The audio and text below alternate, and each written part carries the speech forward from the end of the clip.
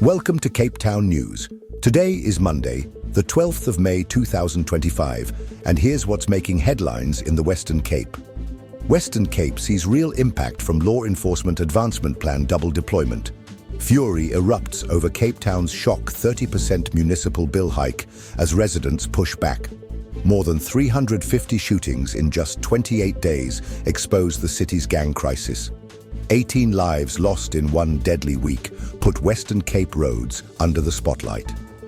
DHL Stormers promise rugby fireworks in a must-win Cardiff showdown this Friday. Expect clear skies with fresh afternoon winds and moderate swells tomorrow. The Western Cape government is hailing early successes after ramping up the Law Enforcement Advancement Plan deployments to combat Cape Town's violent crime hotspots. In September last year, the province doubled the number of Law Enforcement Advancement Plan officers in key areas including Gugulethu, Nyanga, Delft, Philippi East and Khayelitsha. The strategy, designed to saturate areas with high murder rates while keeping a mobile unit on standby, is showing measurable results. Gugulethu reported a 30% drop in homicides, while Nyanga saw a 29% decrease compared to the same period last year. However, Delft and Philippi East experienced smaller increases of 1.9% and 9.1% respectively. The province also noted an impressive doubling of arrests, with 4,931 suspects detained between September and March, compared to 2,339 arrests the previous year. Additionally, 53 illegal firearms were seized, nearly double the 29 recovered in the same period last year. Minister Enro Marais says these improvements prove that the province's collaborative safety plan, working alongside SAPS, the City of Cape Town, and civic partners, is making a difference. However, she stressed that more support from national police leadership is urgently needed. Cape Town residents are speaking out against the city's proposal to increase municipal service levies by up to 30% starting 1 July 2025. The proposed hikes would impact water, electricity, waste removal, sewer services, and property rates, adding further strain to households already battling high living costs. Public meetings held over the weekend in Belleville and Mitchell's Plain drew strong criticism, with residents accusing the city of pricing the poor out of basic services.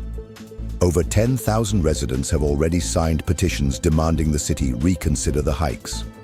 Many say the timing is poor, given rising fuel prices, food inflation, and increased financial pressure on working-class families.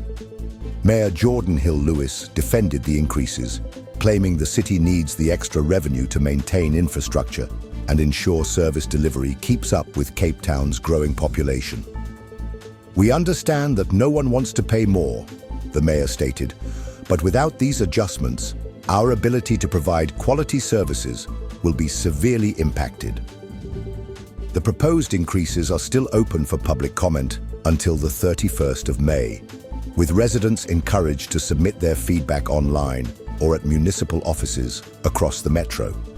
However, community leaders are warning that if the proposals move forward unchanged, Cape Town could see widespread service delivery protests in the coming weeks. Cape Town's gang violence crisis is again in the spotlight after the city confirmed more than 350 gunfire incidents in just 4 weeks across several high-risk areas. The alarming data highlights ongoing violence in Nyanga, Hanover Park, Manenberg, and Lavender Hill. These communities have long struggled with gang activity, but the scale of recent shootings has shocked many. Mako member J.P. Smith says the ShotSpotter gunshot detection system has been crucial in gathering real-time data. This technology captures the exact time and location of gunfire, allowing law enforcement to respond within minutes. Smith reported that hundreds of firearms have already been recovered, with multiple suspects arrested, thanks to the faster response enabled by this system. However, Smith warned that arrests alone are not enough. He stressed the urgent need for more police resources, successful prosecutions, and harsher sentences to stop repeat offenders from returning to the streets. The city has committed to continuing the ShotSpotter program, while calling on residents to report criminal activities and support anti-gang efforts aimed at restoring safety in Cape Town's most affected neighborhoods. The Western Cape Mobility Department has released troubling figures showing that 18 people lost their lives on the province's roads between 29 April and 4 May 2025. In total, 16 fatal crashes were recorded, with the majority involving pedestrians and single-vehicle accidents on rural and suburban roads. Hotspots included the N1 near Worcester, Jake's Hurwell Drive in Bonta Hurwell, and the R300 highway linking Mitchell's Plain and Belleville. According to Provincial Mobility Minister Ricardo Mackenzie, speeding, distracted driving, and fatigue remain the top causes of fatalities. Mackenzie urged motorists to slow down, wear seatbelts, and avoid using mobile phones while driving. In a statement, the minister said, "These deaths are not just numbers. They are mothers, fathers, children, and loved ones who will never return home. We must all take responsibility to make our roads safer."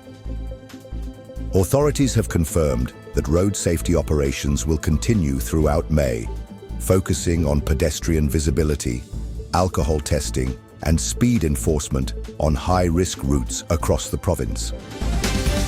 Cape Town's DHL Stormers are preparing for a crucial Vodacom United Rugby Championship showdown this Friday night, when they host Cardiff Rugby at DHL Stadium.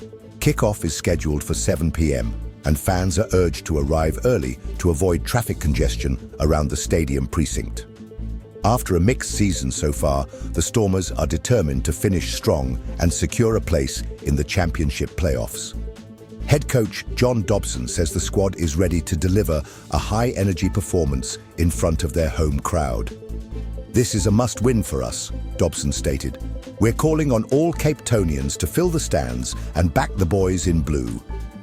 Tickets are available from £80 on stormers.co.za, with special family packages and group bookings also on offer. The match is expected to draw a crowd of over 40,000 fans, with entertainment, food stalls, and fan activations planned throughout the evening.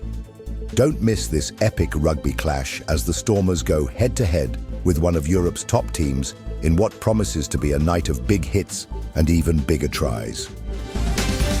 Here is your money, commodities, and crypto updates, starting with major currencies.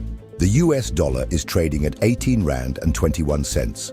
The British pound stands at £24.21. And the euro will cost you £20.46.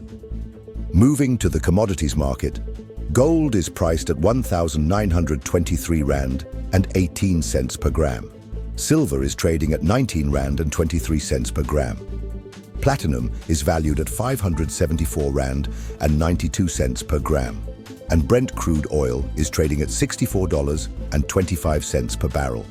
In the cryptocurrency market, Bitcoin is valued at £1,890,368. Ethereum is trading at £45,859, while Ripple XRP is priced at £43.68. And Solana is trading at £3,150. Keep in mind that these figures are based on the latest available data and are subject to change due to market fluctuations. Tomorrow's weather in Cape Town and surrounding areas will start off mild and sunny, making for a pleasant morning commute across the Western Cape. Morning temperatures will hover around 12 degrees Celsius, gradually rising to a comfortable 20 degrees by midday. However, by late afternoon, northwesterly winds are expected to pick up, reaching speeds of up to 35 kilometers per hour, bringing a noticeable chill to the evening air. Coastal conditions will see moderate ocean swells of 2.5 to 3 meters, with low tide at 6:40 a.m. and high tide at 12:55 p.m.